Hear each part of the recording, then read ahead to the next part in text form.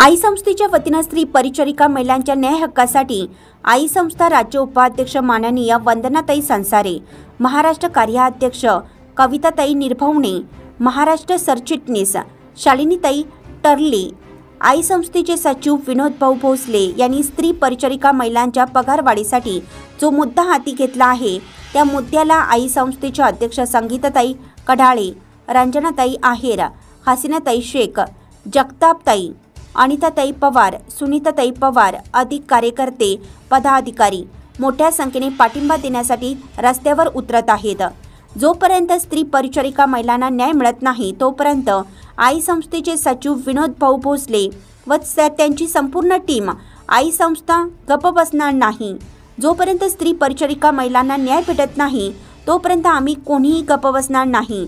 त्यांच्या वेतनामध्ये कमीत कमी 21,000 रुपये वाढ करण्यात यावी ही मागणी विनोद भाऊ भोसले यांच्या टीमने सरकार दरबारी नेली आहे आणि यावर लवकरच सरकारकडून बैठक बसवण्यात येणार व आई संस्थेचे पदाधिकारी आणि स्त्री परिचारिका महिला देखील या बैठकीला उपस्थित राहणार असल्याची माहिती मिळत आहे।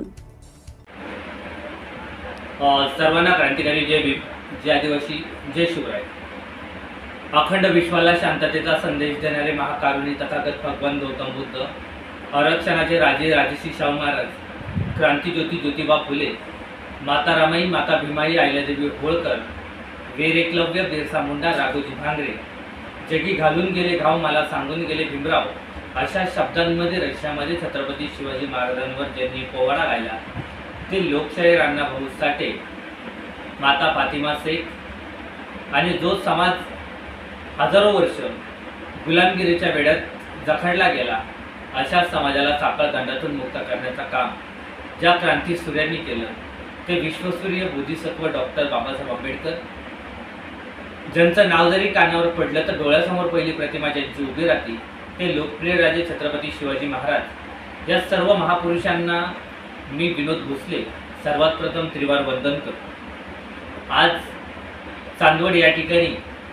आमच्या आई संस्थेच्या उपाध्यक्षा, आमच्या आधारस्तंभ वंदनाताई संसारे तसेच आमच्या आई संस्थेच्या महाराष्ट्र कार्याध्यक्षा कविताताई निर्भवणे आज आम्ही यांच्याशी या ठिकाणी भेट घेतली आणि भेट घेत असतानाच आमच्या अनेक विषयांवरती या ठिकाणी चर्चा करण्यात आली आणि चर्चा करत असताना सर्वात प्रथम आज महाराष्ट्रामध्ये वेगवेगळ्या मुद्द्यांवरती, वेगवेगळ्या घटनांवरती वेगवेगळ्या प्रकारचे मोर्चे काढले जातात, आंदोलनं केल्या जातात, विविधांच्या समस्या मांडल्या जातात आणि समस्या मांडत असताना एक घटक जो असा आहे पण समाजामध्ये त्याचं काम असताना देखील त्याला वेगळं करण्याचं कट या समाजामध्ये केल्या जातात। म्हणजे स्त्री परिचर महिला या दवाखान्यामध्ये ज्या महिला कार्यरत आहे पूर्वीपासून म्हणजे 50 रुपये महिन्याप्रमाणे या महिलांनी त्यांचं काम सुरू केलं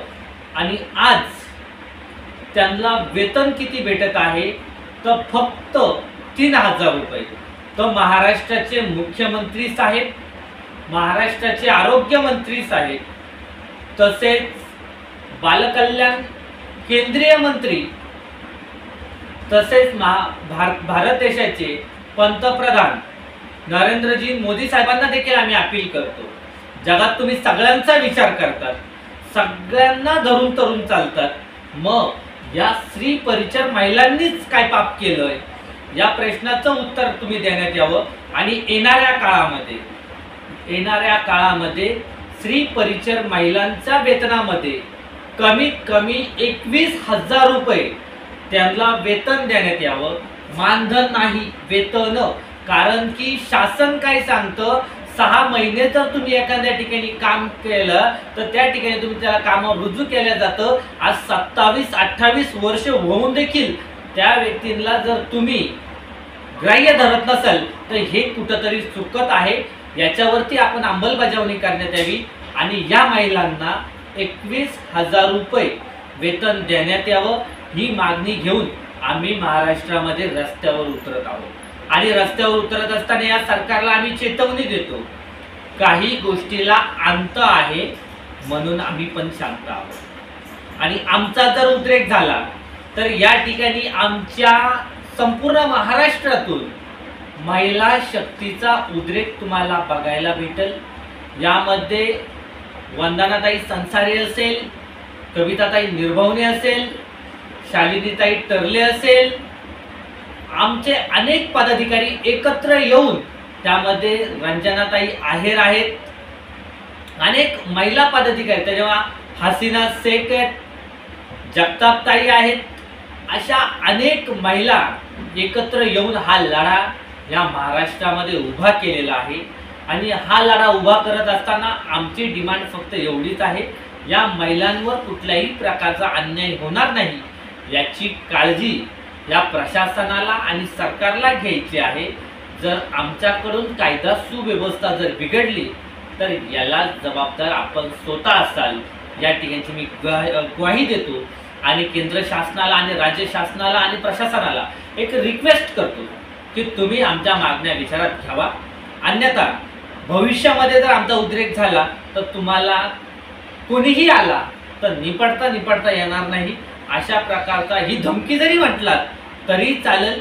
कारण मी काही कोणाच्या बापाला घाबरत नाही, मी भारतीय संविधानाला मानणारा व्यक्ती आहोत। आणि माझ्या रस्त्यात जर एखाद्याने येण्याचा प्रयत्न करत असेल तर त्या भडव्याला त्याची लायकी दाखवण्यासाठी मी स्वतः विनोद भोसले सक्षम आहे आणि पद्धतशीरपणे सक्षम आहे।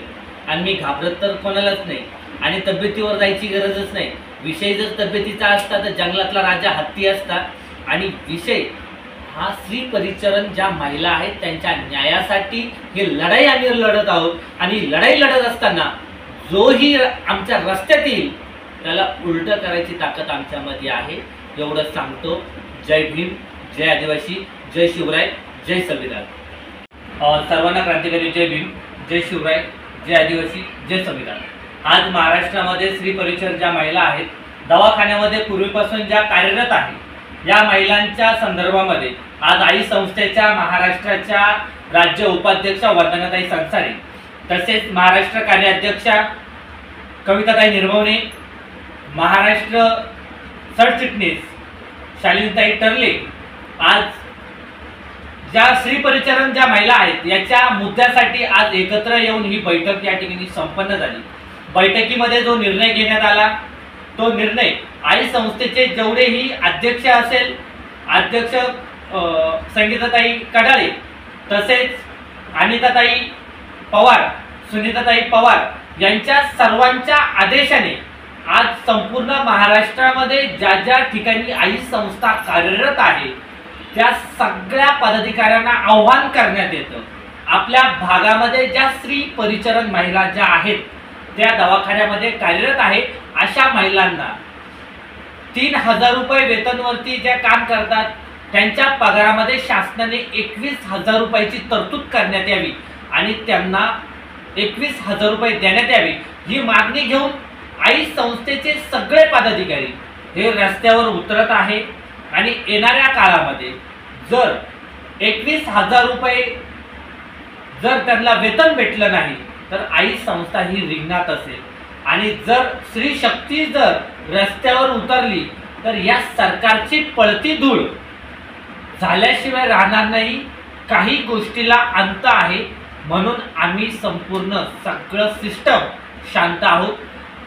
तसेच स्त्री परिचरण महिलांच्या ज्या अध्यक्षपद आम्ही ज्यांना दिलेलं आहे त्यामध्ये रंजनाताई आहेर आहेत, तसेच हसीनाताई शेख आहेत, जगतापताई आहेत, अशा असंख्य महिला या स्त्री परिचरण महिला आहेत। यांच्या न्यायासाठी, यांच्या हितासाठी आणि यांच्या संरक्षणासाठी आमची आई संस्था ही कटिबद्ध राहील। आणि आई संस्थेच्या आड जर कोणी येत असेल तर त्याला गाडायसाठी देखील आम्ही सक्षम आहोत आणि हा अधिकार आम्हाला भारतीय संविधानाने दिलेला आहे।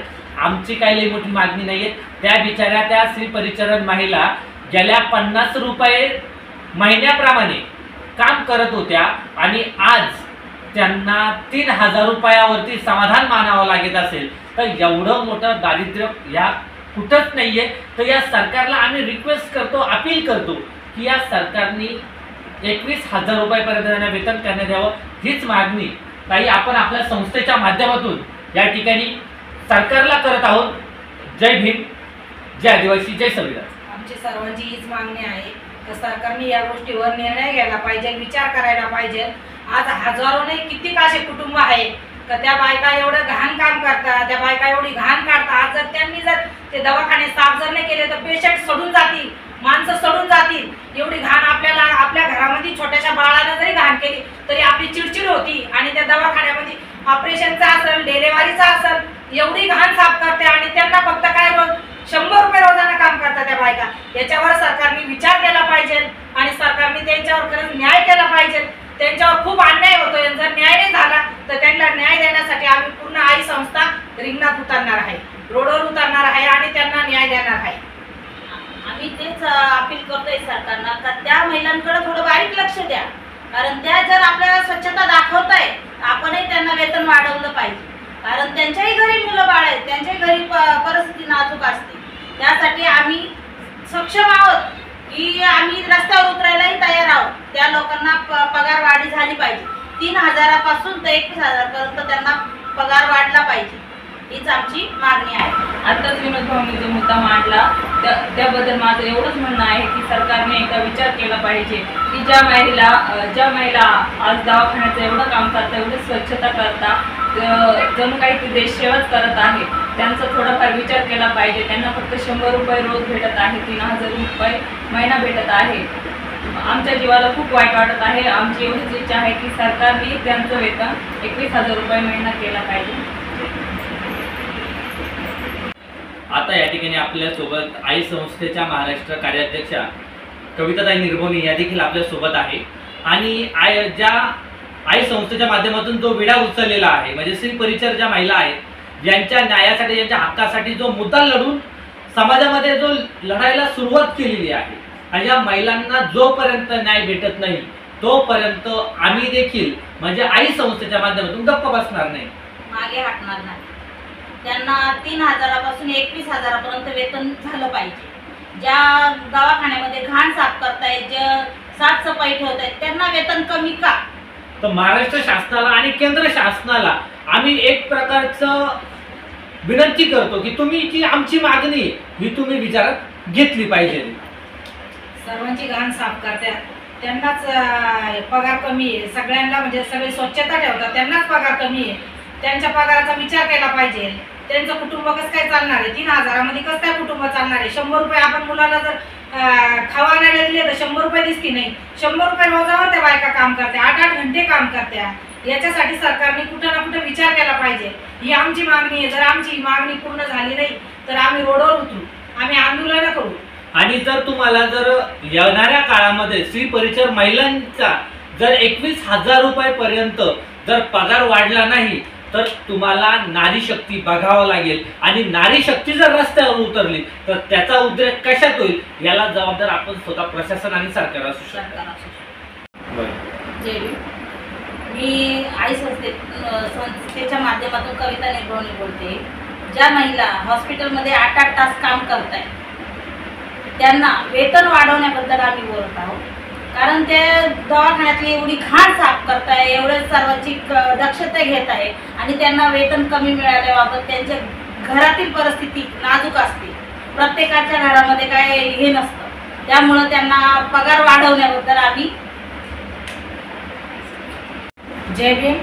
मी वंदनाताई संसारे बोलत आहे, आई संस्थेचे अध्यक्ष बोलत आहे। विनोद भाऊने जो मी मुद्दा घेतला त्या मुद्द्याला आमचा सर्वांचा आई संस्थेचा पाठिंबा आहे, सर्व महिलांचा आमचा पाठिंबा आहे।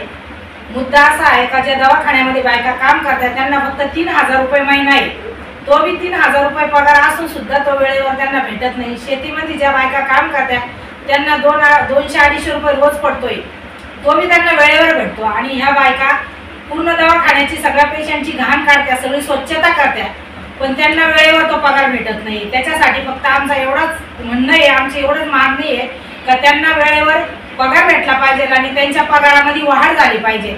20,000 ते 21,000 रुपये त्यांना पगारामध्ये वाढ दिली पाहिजे। जय भीम।